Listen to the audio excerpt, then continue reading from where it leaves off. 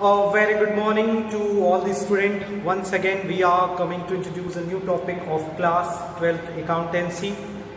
As you know very well, in the last few videos, we already completed a lots of the important as well as the theoretical concept related to the class 12th accountancy. And you know very well, for the academic year 2021 and 22, CBSE reduces the syllabus as well as the divide the syllabus of accountancy and all the subject of class 12 in two terms, that is in term 1 and term 2. In the term 1, basically we are talking about the multiple choice questions, and in this multiple choice questions basically we are discussing the important chapter related to the part B.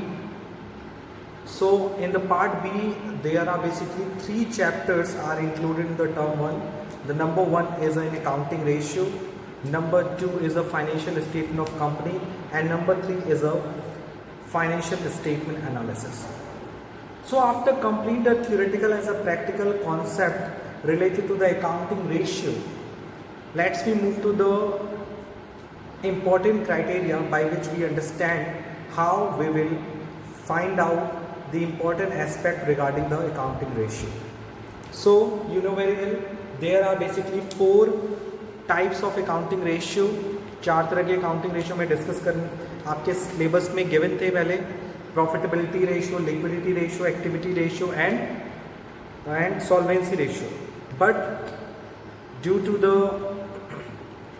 Changes in syllabus, you know very well क्या किया गया है कि change किया गया है syllabus को term 1 and term 2 में, जैसा मैंने स्टार्टिंग में भी कहा.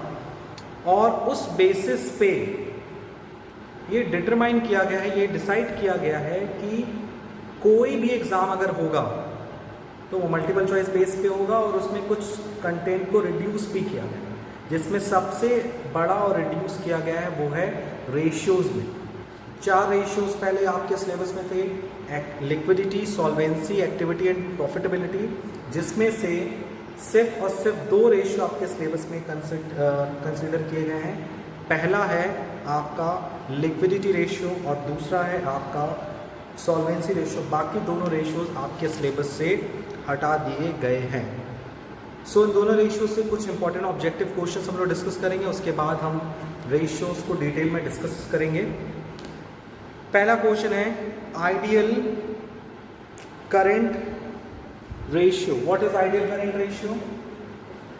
So ideal current ratio will be a 2:1. The right answer is ideal current ratio is a 2:1.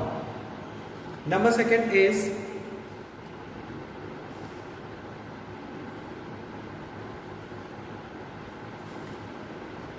ideal quick ratio. What is the ideal quick ratio? So ideal quick ratio is 1:1.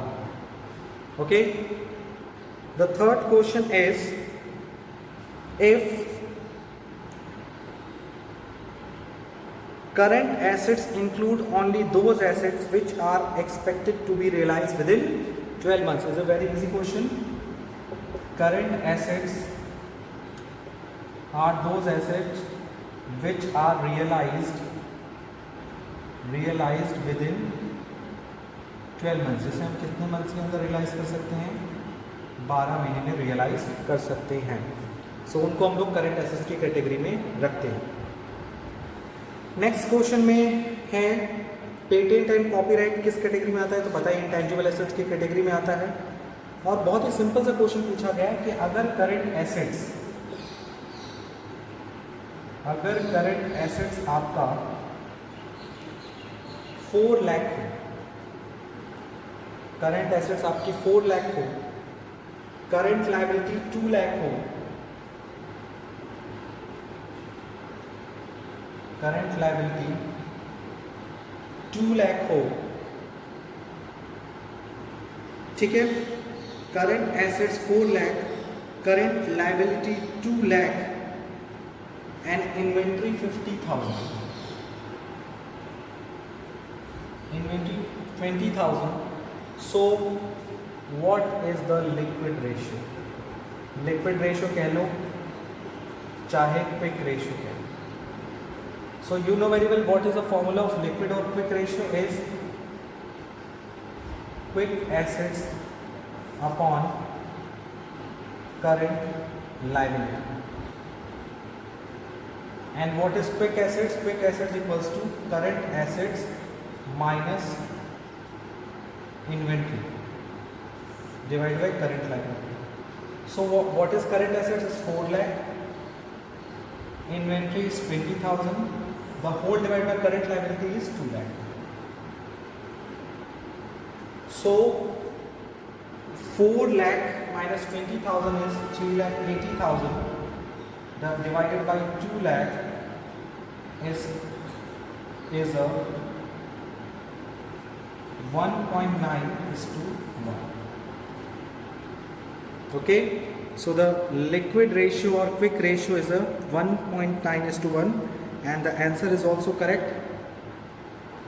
Am I correct? Yes.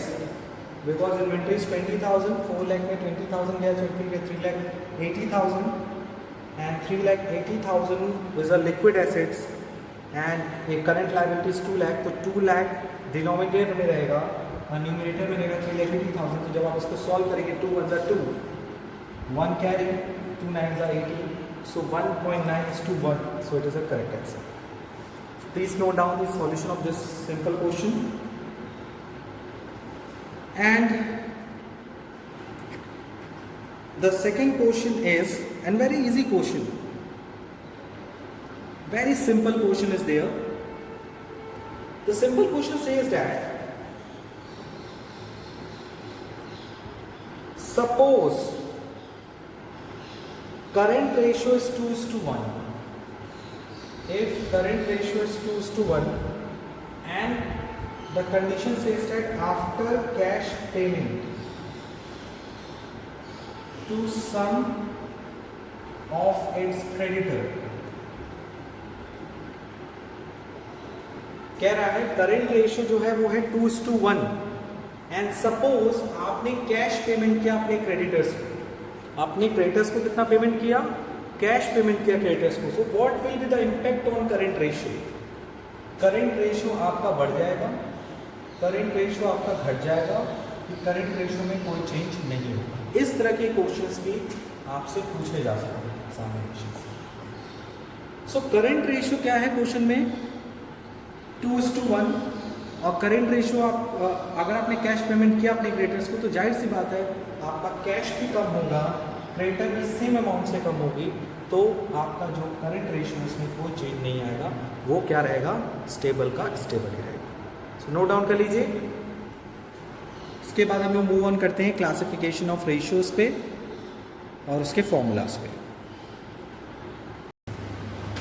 सो पता ही आप लोगों को कि according to the new syllabus the term 1 हमें सिर्फ 2 ratios cover करने हैं under according to the latest CBSE syllabus. So 2 term में अकाउंटिंग रेशियोज में 2 रेशियो में कवर करने हैं. First is current ratio and liquid ratio, which is a part of liquid ratio, liquidity ratio.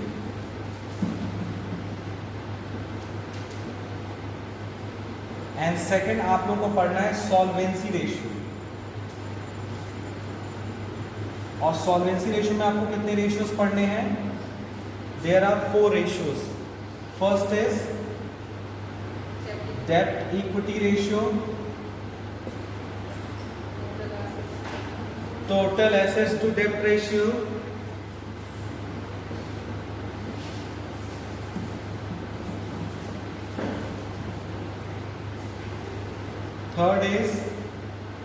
fourth is interest coverage ratio,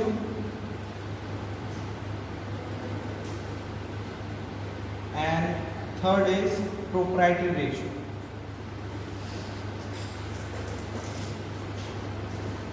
note down करते चलिए.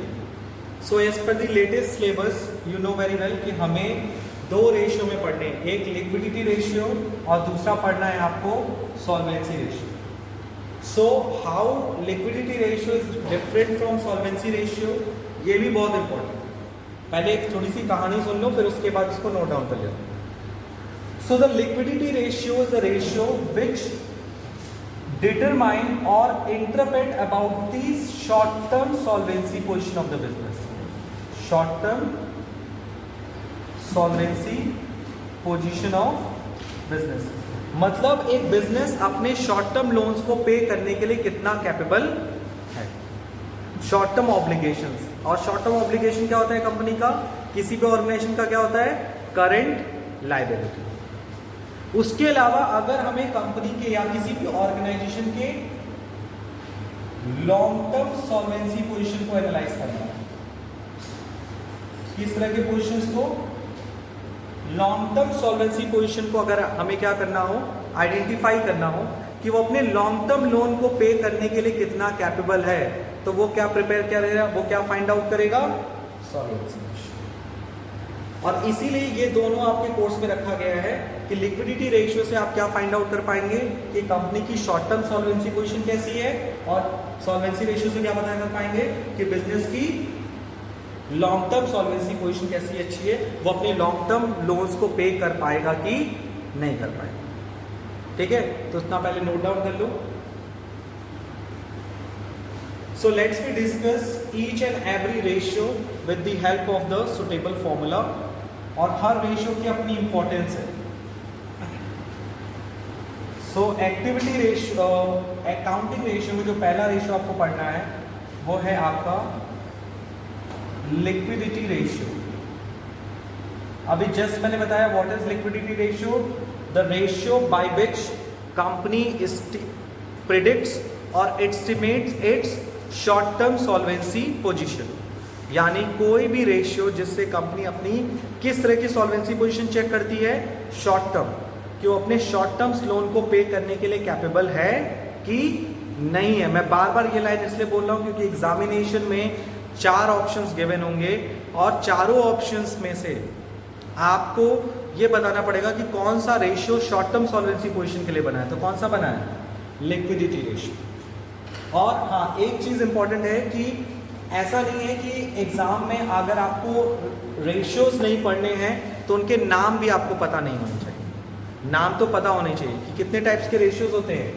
4 type के ratios होते हैं. लिक्विडिटी रेशियो होता है जो भी हम लोगों ने बात किया, सॉल्वेंसी रेशियो होता है, टर्न ओवर रेशियो होता है जिसे हम लोग क्या बोलते हैं, एक्टिविटी रेशियो होता है, और लास्ट में क्या होता है, प्रॉफिटेबिलिटी रेशियो होता है. 4 टाइप्स के रेशियोज हैं आपके कोर्सेज में. मतलब ये तो जानना है कि 4 टाइप के रेशियो हैं. वो बात अलग है कि न्यूमेरिकल पॉइंट ऑफ व्यू से सिर्फ हमें 2 ही पढ़ना है, लेकिन इन दोनों के बारे में आपको नॉलेज होना चाहिए कि टर्नओवर रेशियो क्यों निकालते हैं और प्रॉफिटेबिलिटी रेशियो क्यों निकालते हैं. तो इसकी थ्योरी ऑलरेडी बुक में गिवन है, उसको डिटेल में पढ़ लीजिएगा कि why we calculate turnover ratio and why we calculate the profitability ratio. Turnover ratio क्या होता है, बहुत तरह के टर्नओवर रेशियो होते हैं, जैसे inventory turnover ratio, trade receivable turnover ratio, trade payable turnover ratio, working capital turnover ratio. और प्रॉफिटेबिलिटी रेशियो में क्या होता है, gross profit ratio, net profit ratio, operating ratio, operating profit ratio, return on capital employed. At least numerical नहीं तो उसका theoretical aspects आपको क्या होना चाहिए, पता होना चाहिए. तो उसको भी हम लोग डिस्कस करेंगे. अभी हम लोग सिर्फ और सिर्फ लिक्विडिटी और सॉल्वेंसी के न्यूमेरिकल क्वेश्चन डिस्कस कर लेते हैं और उसके फॉर्मूला डिस्कस करेंगे. सो लिक्विडिटी रेशियो में पहला फॉर्मूला आएगा आपका, सबसे पहला आएगा कौन सा रेशियो, करंट रेशियो. सबसे पहला कौन सा आएगा, करंट रेशियो.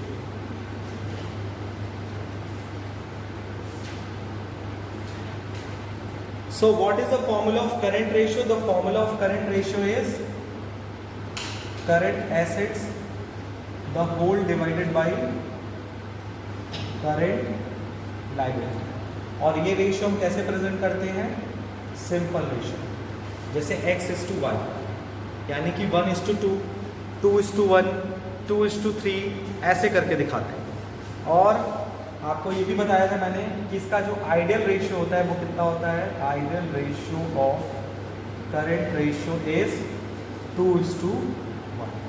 यानी ये कहता है कि हमारा जो करंट लायबिलिटी है और करंट एसेट जो है वो करंट लायबिलिटी के क्या होनी चाहिए, जस्ट डबल होनी चाहिए।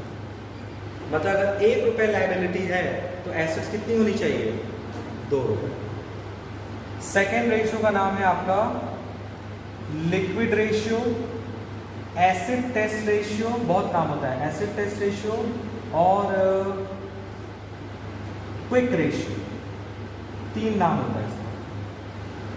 क्या क्या नाम हो गया, liquid ratio, acid test ratio and quick ratio. इसका फॉर्मूला सिंपल होता है, करंट एसेट्स नहीं लेते, इसमें कौन सा एसेट्स लेते हैं, quick assets upon current liability. Got it. अब मन में क्वेश्चन आ रहा होगा, sir what is current assets, what is current liability, what is quick assets, what is current liability. So current liability के बारे में बार बार आपने पढ़ा है, any liability which are paid within 1 year. कोई भी लायबिलिटी जिसका पेमेंट कितने दिन के अंदर करना है, 1 साल के अंदर करना है, उसे हम लोग क्या बोलते हैं, current liability. And what is current assets, कोई भी एसेट जिसका कन्वर्जन पीरियड कितना होता है, 1 साल। The assets which are converted into cash within 1 year which will be known as current assets। ठीक है। अब कौन कौन से आइटम्स आते हैं, और हाँ इसका भी आइडियल फॉर्म होता है, इसका भी क्या होता है, आइडियल होता है।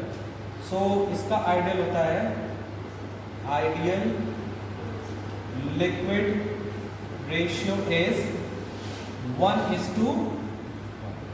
यानी हमारा जो लिक्विड रेशियो होना चाहिए वो हमेशा क्या होना चाहिए, 1:1 के आसपास होना चाहिए। यानी कि हमारी करंट लायबिलिटी क्विक एसेट्स के क्या होनी चाहिए, बराबर होनी चाहिए। ओके। अब इसमें इंपॉर्टेंट बात क्या है, सर आप इंफॉर्मेशन बता दिए क्या क्या होता है करंट एसेट्स, क्या क्या होता है current liability. So current assets बचपन से पढ़ते आए हो तुम लोग, कौन कौन सी चीजें करंट एसेट्स होती हैं, लिख लो कॉपी में। करंट एसेट्स में सबसे पहला आता है आपका cash in hand, cash at bank, cash in hand, cash at bank, current investment.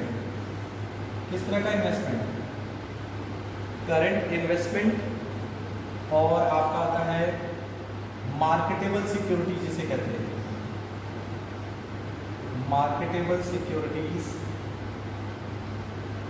और आपका आता है इसमें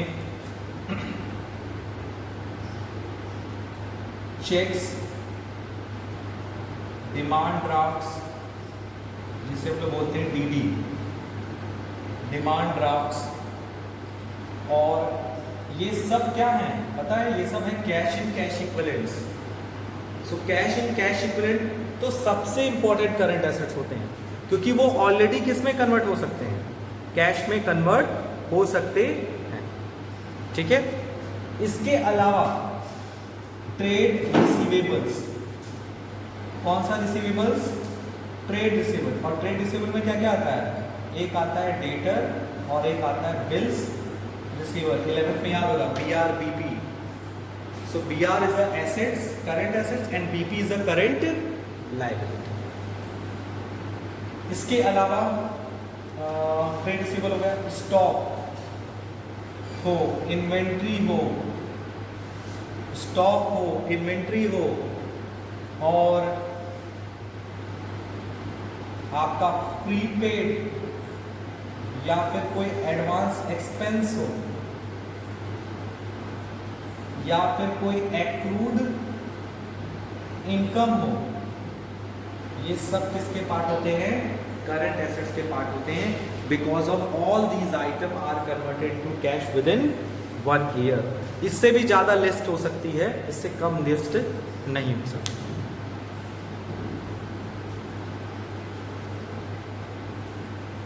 अब जैसे ही हम करंट एसेट्स में से कुछ आइटम्स हटाएंगे, वो आइटम्स जिनका कन्वर्जन जो होता है वो अपने हाथ में नहीं होता, जैसे you can see that liquid ratio is equal to quick acids upon current liability. What is quick acids? वो एसिड्स जो कि करंट एसिड से भी ज्यादा लिक्विड होती है। करंट एसिड्स को कैश में कन्वर्ट होने में कितना टाइम लगता है? 1 साल। मैक्सिमम कितना दिन लगता है? 1 साल। और क्विक एसिड्स वो एसिड्स होती है जिसको कन्वर्ट होने में 1 साल से भी कम लगे, या कह सकते हो जिसे हम इमीडिएट कन्वर्ट कर ले कैश में। देखो 3 तरह की एसिड्स होती है, हमेशा याद रखना। एक होती है करंट एसिड्स, क्विक एसिड्स, और तीसरी ये लिक्विडिटी के बेसिस पे 3 तरह की एसिड्स होती है। करंट एसिड्स जिसे कैश में कन्वर्ट होने में 1 साल लगता है, क्विक एसिड्स जिसे कैश में कन्वर्ट होने में करंट एसिड से कम टाइम लगता है, ज्यादा टाइम नहीं, कम टाइम, और तीसरा वो एसिड जो कैश में भी है, या वो कैश है या कैश के इक्विवेलेंट है। ये सब जैसे अगर आपको अपने बैंक से पैसा निकालना है, जाइए एटीएम से निकाल लीजिए, कैश आ गया। आपको अपना इन्वेस्टमेंट बेचना है, जाइए बेच दीजिए, पैसा ले लीजिए। सो ये तरह की जो इन्वेस्टमेंट होती है वो क्या होता है? एकदम कैश के बराबर होता है। तो ये जो क्विक एसिड्स है, ये करंट एसिड्स और इन दोनों के बीच का एसिड्स होता है।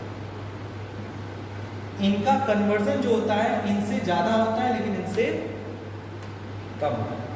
तो जैसे ही सारी करंट एसिड्स में से एक ये और ये दोनों जैसे ही हमने हटा दिया, क्या क्या हटा दिया? Stock, inventory, prepaid, advance, accrued, तुरंत ये सारी एसेट्स कौन सी हो गई? Quick assets. So what is quick assets? Quick assets are those assets which are converted into cash quickly in comparison to the current assets. What is quick assets? The quick assets are those assets which are converted into cash quickly in comparison to the current assets. So that's why quick assets equals to, listen carefully, quick assets equals to current assets minus stock minus inventory minus prepaid minus advance expense minus accrued income. एक formula ये बन सकता है, और दूसरा formula क्या बन सकता है? Quick assets equals to cash in hand, cash at bank, current investment, marketable security, cheques, trade receivable online. तो एग्जाम में दोनों तरीके से आपसे क्विक एसेट्स पूछ सकता है, या तो ये सब दे देगा और सबको जोड़ के क्या निकाल लो क्विक एसेट्स, या फिर दूसरा तरीका हो सकता है कि आपको पूरा करंट एसेट्स दे देगा और ये दोनों दे देगा। तो पहले इसमें से इस दोनों को क्या करो? माइनस करो, तो आपका आ जाएगा क्या? Quick asset. और उससे ज्यादा कोई तरीके नहीं आपको एग्जाम में कंफ्यूज करने। ठीक है, तो इसका एक्सप्लेनेशन लिख लो, फिर उसके बाद आगे कंटिन्यू करो। So after discussing the current assets, let's discuss about the what is the meaning of current liability in both of the ratio. Current ratio में current liability का मतलब क्या है, और liquid ratio में current liability का क्या मतलब? तो जाहिर सी बात है दोनों का मतलब सेम ही होगा, अलग तो होगा नहीं। तो current liability क्या होती है? Just current assets के अपोजिट होती है। current liability मतलब 1 साल के अंदर जिसे पैसा देना है। करंट एसेट मतलब जो 1 साल में किसमें कन्वर्ट हो जाएगी? कैश में। तो जस्ट करंट एसेट्स के अपोजिट जो होता है वो क्या होता है? आपका करंट लायबिलिटी। कैसे बनेगा? अगर आपको करंट एसेट्स याद है तो करंट लायबिलिटी भी याद हो जाएगा। कैसे? सबसे पहला कैश इन हैंड दिया है। कैश कभी निगेटिव नहीं होता। कैश कभी निगेटिव होता है? नहीं। कैश एट बैंक निगेटिव होता है? उसको हम लोग क्या बोलते हैं? Bank over draft. अगर बैंक में नेगेटिव पैसा है तो वो आपकी लाइबिलिटी है, पॉजिटिव पैसा है तो वो आपके क्या है, assets. So cash at bank क्या है, कैश एट बैंक क्या है, current assets, but bank overdraft is a current liability. इसके अलावा ये सब आपके करंट लाइबिलिटी में आता है। ट्रेड रिसीवेबल का अपोजिट क्या होगा, ट्रेड पेबल्स। ट्रेड पेबल्स में क्या है, डेटर का अपोजिट क्रेडिटर्स, और बिल्स रिसीवेबल का अपोजिट बिल्स पेबल। इन्वेंट्री का कोई अपोजिट होता ही नहीं है। प्रीपेड का अपोजिट 11th में पढ़ा है, आउटस्टैंडिंग एक्सपेंस, और एक्रूड का अपोजिट अनएक्रूड एक्सपेंस। अनएक्रूड को हम लोग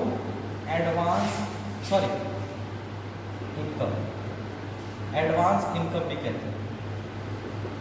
so this is the example of current liability. कुछ छूटा तो नहीं है, bank overdraft, trade payable, outstanding, advance, ठीक है। या एक तरह से हम लोग बोल सकते हैं कोई भी एक्सपेंसेस जो हमें एक साल के अंदर पे करना है, which is called current liability, ठीक है। सो क्लियर हो गया what is current assets, what is current liability and what is quick